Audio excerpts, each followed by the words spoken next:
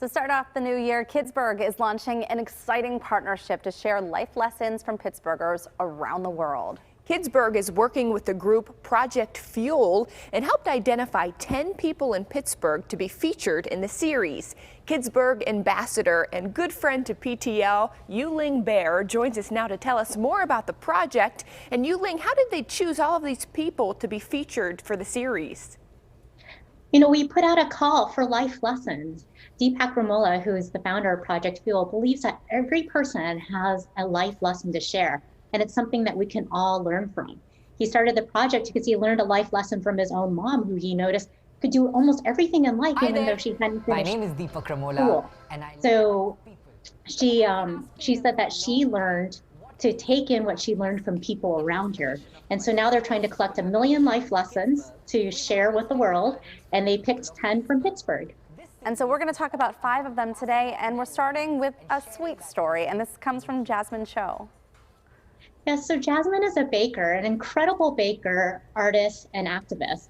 But it wasn't until 2005 when her father called her right before surgery and said, "I want you to write my will for me before I have surgery."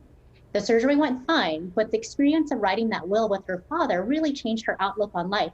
And she realized that she could take her talent of baking and do so much more with it.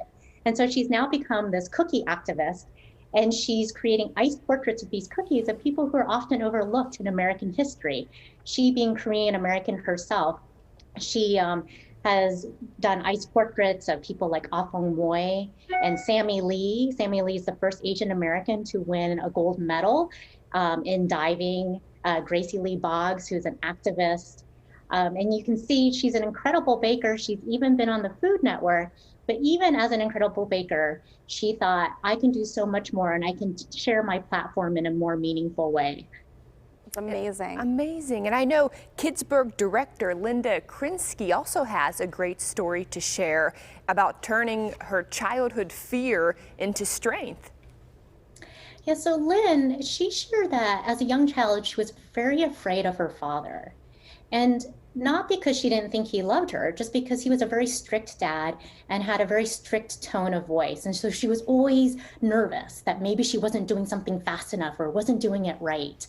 But her life lesson is you can take that fear that you had as a child and turn it into a strength as an adult.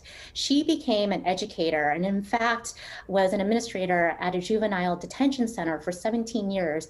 And by taking that lesson of tone of voice, she realized how she talked to her students really mattered, and she was very careful in how she expressed things. Yu-Ling, I'm picking up that a lot of these stories are maybe things that sometimes we overlook, and if we pause to just think about how they're impacting us, they can turn into life lessons, which is hopefully the inspiration of all of this. And we're going to go next to an 8-year-old, Stella, who wants to inspire people to wake up happy. This is one of my favorite life lessons, and it's from an 8-year-old.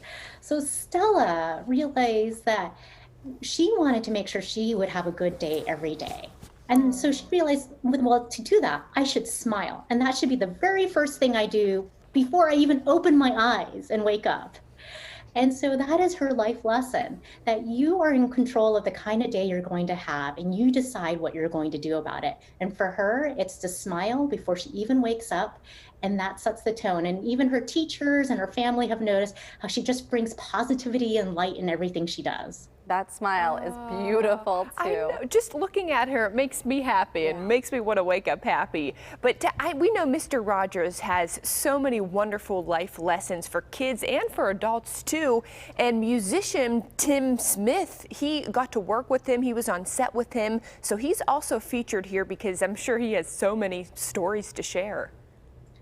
So many of us have been inspired by Fred Rogers, and Tim Smith had a personal relationship with him through music. And one day they were talking about Tim's community work with youth. He's the founder of Center of Life. And Tim was sharing with Fred Rogers about just some of the unrest he's seen in the community that really affects youth. And he asked Fred, well, what's your advice? And Mr. Rogers, of course, said, I always look for the helpers. There are always good people in even bad situations.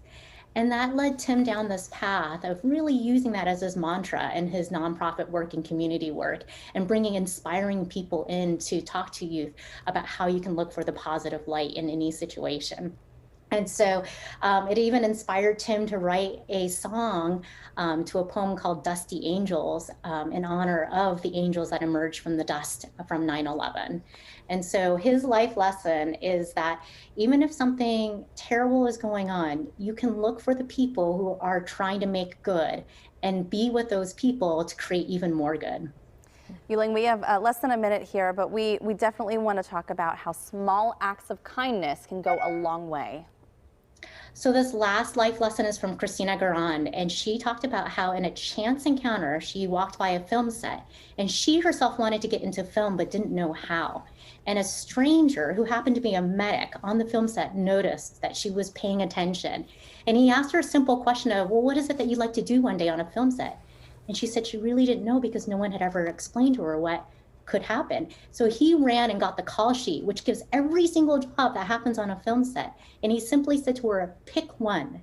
And that simple phrase of pick one and go for it inspired her and gave her the confidence to get into the film industry. And so this life lesson is that we all have something we can do for someone else. Very cool. And I'm inspired just hearing these little excerpts from the stories, so I'm looking forward to seeing the whole thing. Thanks, Yu-Ling.